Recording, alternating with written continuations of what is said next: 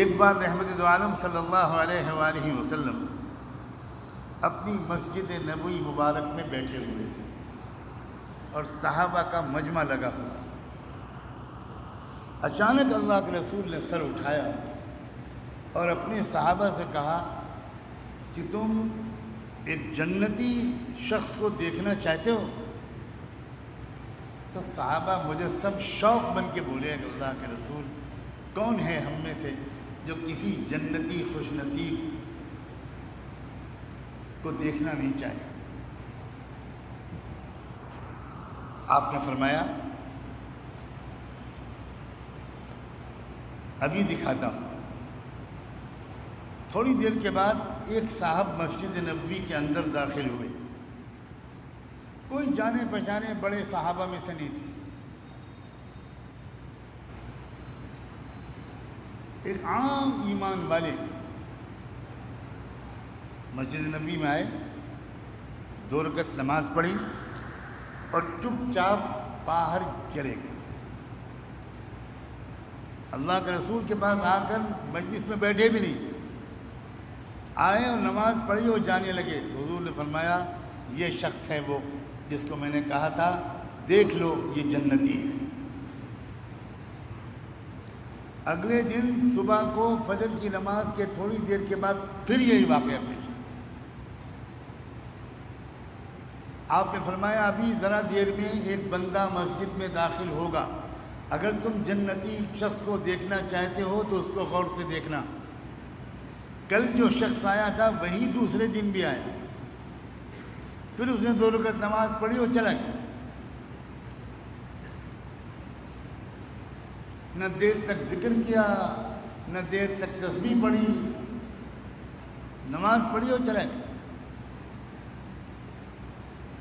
تیسرے دن پھر اللہ کے رسول نے وہی بات فرمائی, اگر چاہتے ہو کہ جنتی شخص کو دیکھو تو ابھی ایک شخص مسجد میں آئے گا, غور سے دیکھنا وہ جنتی ہے. پھر وہ شخص آیا, پھر اس نے 2 رکعت نماز پڑھی ہلکی پھلکی, چلے گئے. نہ بیان, نہ تقریر, نہ تعلیم, نہ مراقبہ, نہ ذکر, کچھ نہیں. 2 رکعت نماز اور واپس. اب صحابہ ایسے نہیں تھے جیسے ہم. سیدنا عمر بن خطاب رضی اللہ عنہ کے عالی مقام صاحبزادے حضرت عبداللہ ابن عمر 3 دن لگاتار دیکھتے رہے, سنتے رہے. اس کے بعد ان سے رہا نہ گیا. دن بھر بڑی مشکل سے گزارا ہوگا. جب رات آئی, اندھیرا ہوا, تو وہ ان صاحب کے گھر پہنچے. کون پہنچے؟ عبداللہ ابن عمر. اور جا کر دروازے پر دستک دی. وہ صاحب باہر نکلے. انہوں نے یہ کہا کہ بھئی ایسا ہے کہ میں آپ کے یہاں مہمان بن کر رہنا چاہتا ہوں. تو وہ بولے, کیونکہ حضرت عمر کا جلال غصہ تھوڑا مشہور تھا, تو وہ شخص بولا کہ کیا ابا سے کچھ کھٹپٹ ہو گئی ہے, ابا سے کچھ انبن ہو گئی ہے جو آپ گھر چھوڑ کے آئے ہو؟ تب یہ جھوٹ بھی نہیں بول سکتے تھے, اور اگر یہ کہتے کہ نہیں ایسی کوئی بات نہیں ہے تو کہتے بھئی آپ اپنا گھر چھوڑ کر میرے گھر میں کیوں آ رہے ہو, آپ وجہ کیا ہے؟ تو انہوں نے کچھ گول مول سے بات کہی کہ بھئی اب ٹھیک ہے, آپ مجھے رکھ لو اپنے یہاں مہمان, بعد میں بتاؤں. تو ان کا بھئی یہ تو ہوتا ہے, اپنے آپس میں ہم کو ایک دوست کو دوسرے دوست کی مدد کرنی چاہیے. گھر میں ہو سکتا ہے کچھ ہو گیا ہو, آئیے ہمارے یہاں مہمان بن کر رہیے, بڑا احسان ہوگا, مجھے بڑی خوشی ہوگی, تشریف لائیے. اب عبداللہ ابن عمر تو یہ سمجھ رہے تھے کہ یہ بندہ جس کے لیے 3 دن لگاتار اللہ کے رسول نے جنتی ہونے کی خوشخبری سنائی, یہ تو شاید رات بھر عبادت کرتا ہوگا، پوری رات رو رو کر نمازیں پڑھتا ہوگا۔ تو عبداللہ ابن عمر نے یہ طے کیا کہ میں تو بالکل نہیں سوؤں گا، میں دیکھوں گا کہ یہ کون سی عبادت کرتا ہے، کیسا روتا ہے رکوع سجدے میں، کیسا ذکر کرتا ہے، کیسی دعائیں مانگتا ہے، کہ 3 دن لگاتار اللہ کے رسول ہم سب کو گواہ بنا کر اس کے جنتی ہونے کی بشارت دے رہے۔ عبداللہ ابن عمر نے دیکھا کہ گھر میں جو کچھ تھا وہ کھلایا کھایا، اور اس کے بعد عبداللہ ابن عمر نے دیکھا کہ وہ بندہ گیا اور آرام سے پوری رات سویا۔ عبداللہ ابن عمر جاگتے رہے کہ اچھا اب اٹھ کیا ہوگا، اب شاید اٹھے، اب شاید 1 گھنٹے کے بعد اٹھ جائے، اب شاید 2 گھنٹے کے بعد اٹھیں، میں اگر سو گیا تو میں تو اس کا وہ عمل دیکھ ہی نہیں پاؤں گا جس کی وجہ سے اس کو 3 دن لگاتار جنتی ہونے کی بشارت، تو میں تو جاگوں گا۔ یہ جاگتے رہے اور وہ جناب سوتے رہے۔ فجر کی اذان کے وقت میں اٹھے اور مہمان کو کہا کہ جاگیے بھائی، چلیے نماز کے لیے۔ ہاں چلیے۔ آگے مسجد نبوی نماز پڑھی، پھر اس کے بعد دن بھر اپنے اپنے کام میں، اور پھر کہا عبداللہ ابن عمر نے کہ بھائی 3 دن کی بات ہوئی تھی، میں آج رات میں پھر آؤں گا۔ ان کا ہاں بالکل، میں تو انتظار کروں گا، آپ ضرور آئیے گا۔ اب دوسری رات میں عبداللہ ابن عمر پہنچے تو عبداللہ ابن عمر سوچتے رہے کہ کل کے دن شاید یہ تھکے ہوئے ہوں گے، کوئی دن بھر مزدوری کی ہوگی، اس لیے رات میں زیادہ نہیں جاگے، سوتے رہے پوری رات۔ آج تو فریش نظر آتے ہیں تو آج تو ضرور جاگیں گے، میں تو بالکل نہیں سوؤں گا، میں وہ عبادت، وہ عمل، وہ رونا، وہ دعا ضرور دیکھوں گا جس کی وجہ سے 3 دن لگاتار رحمت دو عالم صلی اللہ علیہ وآلہ وسلم نے میرے اس میزبان کے بارے میں بشارت دی ہے جنتی کی۔ پھر وہی ہوا، یہ اللہ کا بندہ تو آرام سے سو گیا، پوری رات میری آپ کی طرح سویا، اور عبداللہ ابن عمر جاگتے رہے، اور کوئی سجدہ، کوئی رکوع، کوئی تہجد، کوئی تلاوت، کوئی رونا دھونا، کچھ نہیں۔ آرام سے صبح فجر میں اٹھے اور پھر چلے گئے نماز پڑھنے۔ تیسری رات پھر یہی ہوا۔ آپ لوگ سوچ رہے ہوں گے اب تک ہم نے تہجد کے فضائل سنے تھے، سونے کے فضائل نہیں سنے۔ سنیے ذرا کیا سمجھانا چاہ رہا ہوں۔ تیسری رات پھر جم کے سوئے، کوئی نفلیں نہیں، کوئی تہجد نہیں۔ اب عبداللہ ابن عمر سے رہا نہ گیا۔ عبداللہ ابن عمر نے کہا کہ بھائی دیکھو، نہ میرے ابا سے میری کوئی لڑائی ہوئی تھی، نہ کچھ انبن تھی۔ قصہ یہ تھا کہ 3 دن لگاتار ہم لوگوں نے اپنے آقا محمد مصطفیٰ صلی اللہ علیہ وآلہ وسلم کی زبان سے تمہارے بارے میں 3 دن مسلسل یہ سنا کہ تم جنتی ہو، جنتی ہو، جنتی۔ تو مجھے منہ میں پانی آ گیا، میں سوچنے لگا کہ میں رات میں کسی طرح بہانے سے تمہارے یہاں مہمان بن کر رہوں تو تمہارے کچھ ایسی نیکیاں دیکھ لوں، کچھ ایسے مجاہدے دیکھ لوں کہ اس کے بعد میں بھی کسی طرح ان پر عمل کروں اور جنتی بن جاؤں۔ مگر میں تو حیران ہوں، ہم لوگ رات میں جتنی عبادت کرتے ہیں اس کا تو کوئی حصہ ہم نے تمہارے اندر نہیں دیکھا، تم آرام سے سوتے ہو، تو بھائی یہ کون سا نسخہ ہے کہ مزے سے سوتے بھی ہو اور جنت کی بکنگ بھی کرا لی تھی؟ یہ ترکیب بتاؤ بھائی۔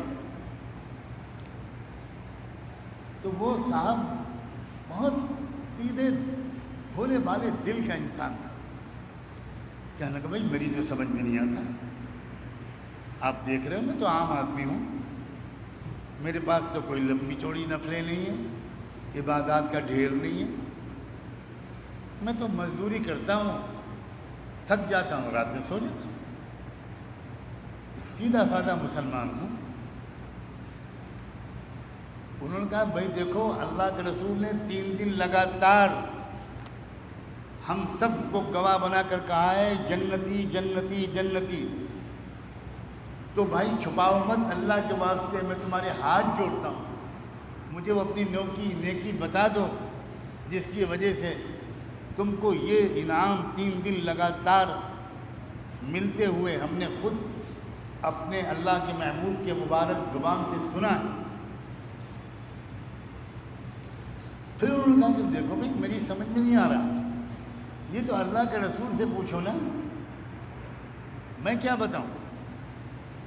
آپ نے تو دیکھ لیا کہ میرے پاس تو کوئی نیکی نہیں ہے، رات کی میں تو آرام سے سوتا ہوں، تو میں کیا بتاؤں؟ ان کا اچھا نہیں بتاؤ گے ایسے تو چلو اللہ کے رسول کے پاس، میں ان سے کہلواؤں گا تب تو بتاؤ گے، تو کہ چلو۔ وہ لے کر آئے اللہ کے رسول کے پاس اور پوری کہانی سنائی کہ آپ نے 3 دن لگاتار فرمایا تھا اس ساتھی کے بارے میں، اور 3 دن کے بعد مجھ سے رہا نہ گیا، اور میں سمجھتا رہا کہ کوئی بڑے زبردست مجاہدے ہیں، زبردست اعمال اور نیکیاں ہیں، اور میں 3 دن ان کے یہاں بہانہ بنا کر مہمان کے طور پر رہا۔ یہ رات بھر سوتے تھے خراٹے لے کر، اور میں رات بھر جاگتا تھا، اور میں نے تو دیکھا نہیں کہ انہوں نے کوئی رات میں عبادت کی ہو۔ تو اللہ کے رسول اب آپ ہی بتا دیجئے کہ یہ جنتی کیسے بن گئے؟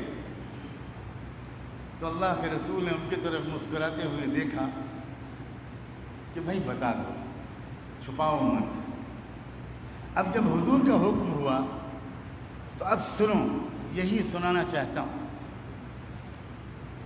ان کا اللہ کے رسول ایک بار آپ کی زبان سے سن لیا تھا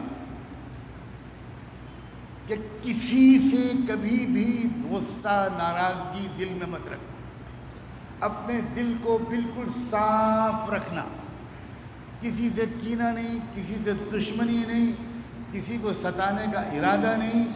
اللہ کے رسول جب سے سنا ہے رات میں سونے سے پہلے اپنے رب سے باتیں کر لیتا ہوں اور یہ کہتا ہوں کہ اللہ آپ گواہ ہیں، میرا دل سب کی طرف سے صاف ہے، مجھے کسی سے کوئی شکایت نہیں، میرا دل سب سے راضی ہے، میں سب سے خوش ہوں، مجھے کسی سے کوئی شکوہ گلہ نہیں ہے۔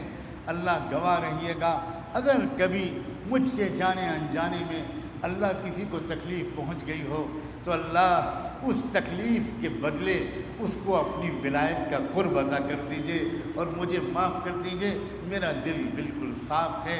حضور جس دن سے آپ سے وہ بات سنی، بس میں نے یہ معمول بنا لیا، میں سونے سے پہلے نفلیں تو نہیں پڑھتا، لیکن اپنے دل کو سب کی طرف سے صاف کر کے، بالکل سب کی طرف سے ہلکا کر کے، کوئی جھگڑا، کوئی شکایت، کوئی امید، کوئی رنجش، کچھ نہیں، میں دل کو صاف کر کے سوتا ہوں اللہ کے رسول، اور تو کچھ میرے پاس ہے نہیں۔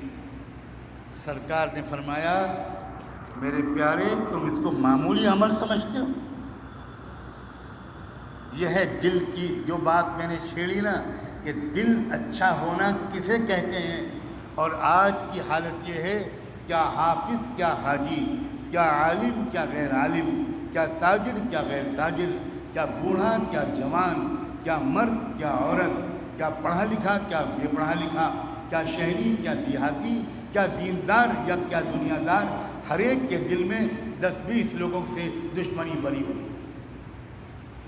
بات سمجھ میں آئی؟ کسی کا دل صاف نظر نہیں آتا،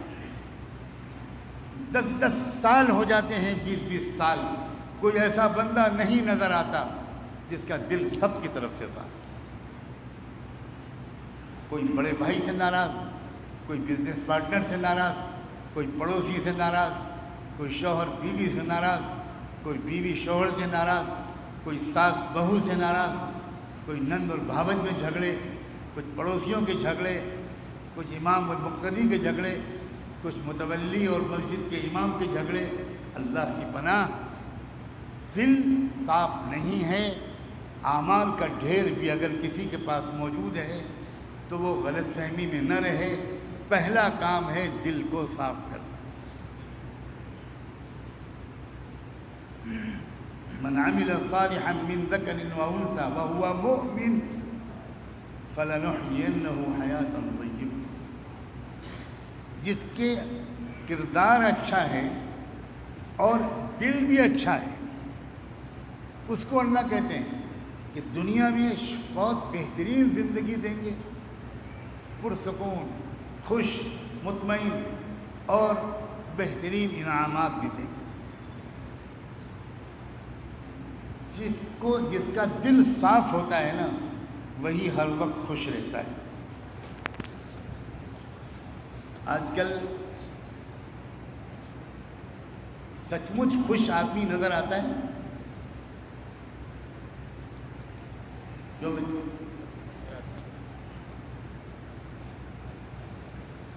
کوئی کہتا ہے 50 سال سے کوئی خوش آدمی نہیں دیکھا۔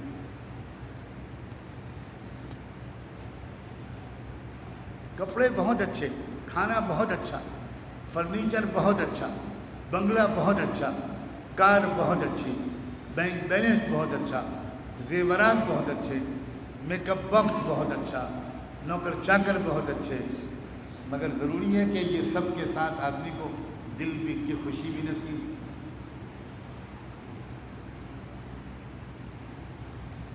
آج تو جتنا انسان امیر ہے اتنی ہی بیماریوں میں گھرا ہوا ہے۔ ہمارے یہاں ایک ڈاکٹر صاحب ہے،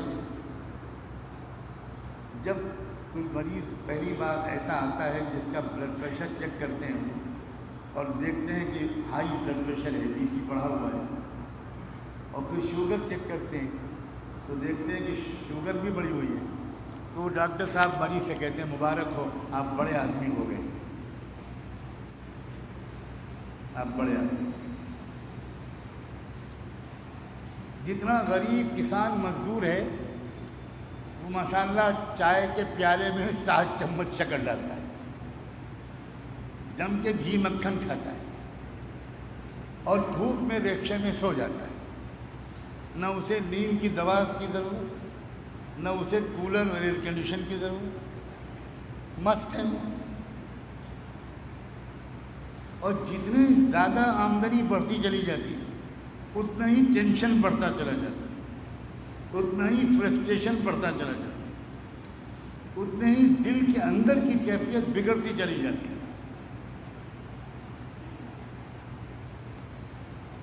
یہ آج کے زمانے کا کلچر بتا رہا ہوں، یہ اس زمانے کی خاص بات ہے۔